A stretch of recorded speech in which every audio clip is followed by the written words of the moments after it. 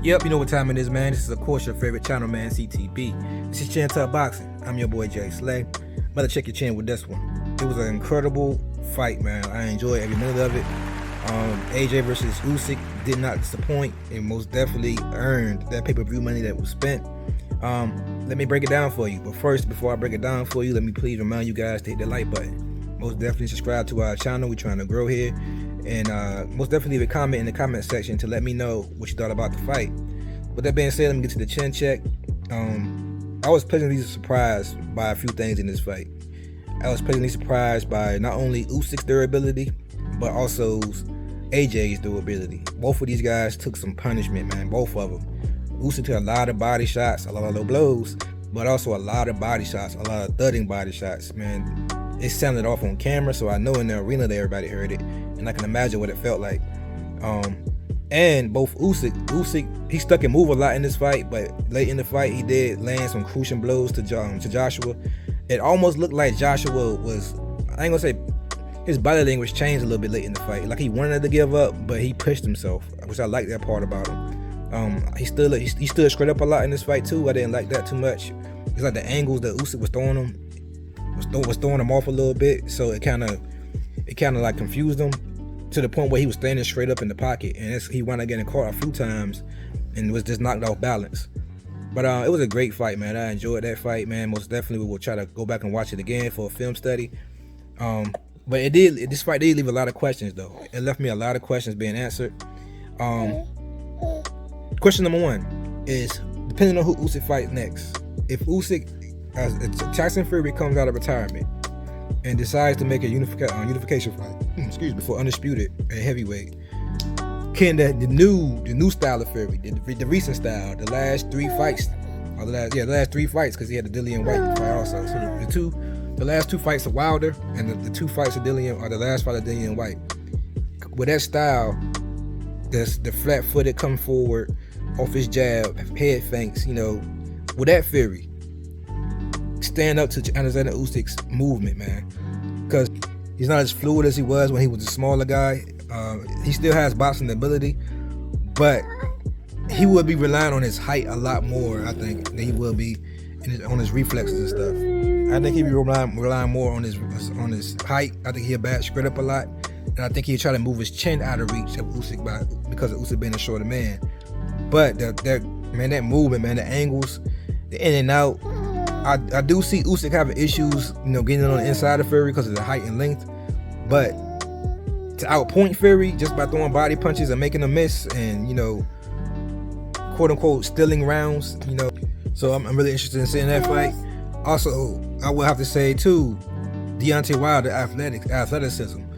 He has the athleticism to match Usyk, but he doesn't have the boxing skill to match Usyk. So it's like a different types of problem with no matter what opponent he picks.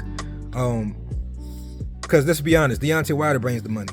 Like Tyson Fury brings the belt. He can't be unified, which I think he'd be the only unified champion I can think of off the top of my head, except for Evander Holyfield, I believe, to be undisputed at both cruiserweight and heavyweight. I have to look it up. I don't know if Holyfield was or not. I have to look it up.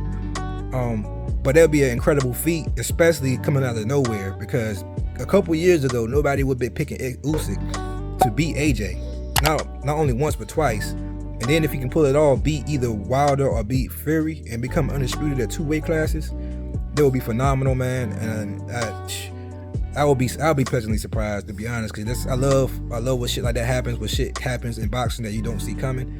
That what makes the sport what it is, and why I fell in love with the sport. But like I was saying, man, it's a different type of issue he would have with no matter who he picks. Like I said, with Wilder's athleticism and one punch power, I think it will put him on his P's and Q's a lot. But let's be honest, man, a lot of those punches that AJ was throwing was nowhere near as fast as what Wilder be throwing them. And Wilder's, in my opinion, how can I say, a little more unorthodox than AJ. So I think Wilder will be throwing them shits from long and from close, and it would be a great fight.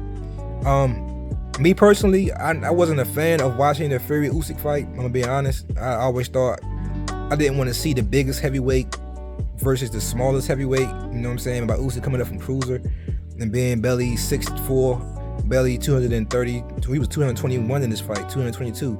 So being 222 pounds, fighting the big 280 pound Fury, and he almost 7 foot. He's 6'9". I thought that fight would be, the size advantage would have been too great. It would have been too great to actually enjoy the fight. I'm pretty sure the world's gonna want to, well, not even the world, but the media is gonna want to push that fight now, and they want to push Fury back out of retirement. So if that happens, all I can say is I see Fury cutting down on a little bit of weight. I see Fury gonna be working on movement. He's not gonna be working on the same thing he worked on to fight Dillian White and Fury. I mean Dillian White and Wilder. But Wilder, he knew he had to fight Wilder, so he put on weight to outweigh Wilder and to lean on him, and and to do that. He could do that same thing with Usyk, but Usyk is a little more fluid on his feet, so that could get him in trouble and be playing into Usyk's hands a little bit. So I see him actually trying to be more like the Fury from the first Wilder fight. I see him try to jab and move, flip the jab, and then hopefully tire Usyk out enough to where he can then sit down in his punches. And not only that, but now that Fury has changed trainers yet again, he's no longer with Sugar Hill. We'll see what style he come with next, man. We'll see. Why Fury is a very fluid man, kind of like AJ was tonight. But like I said, man, this fight was great, man. I don't know where AJ goes from here. If I'm AJ, I'm taking this fight and I'm actually building off of it, because you look great, man. You need to work on your mobility a little bit more, and you need to be a little bit more fluid. I don't know if it's too late in your game. You are 32 years old, or 33, one of the two. I don't know if it's too late in the game for you to do that type of change. But I'm staying with Robert Garcia, bro, because Robert Garcia had you in there bullying people, and that's what you need. You need to learn how to do that on a more consistent basis. I just think one training camp wasn't enough to fully implement it against somebody like this, like Usyk. But you did great, man. No, you can't take your head off at him. I think he did a great job. He almost had Usyk out of there, in my opinion. I think it was around 10, if I think it was. He was in 9th or 10th. It might be the 9th. He almost had Usyk out of there with a body shot, man. But yeah, most definitely it takes your head off to AJ. He fought his heart out, and it takes a lot of courage to go in there and do that. But yeah, man, we'll see what happens from here, man. With that being said, man, this is your favorite channel, man, CTB. Chin Tuck Boxing. I'm your boy Jay Slay. Peace.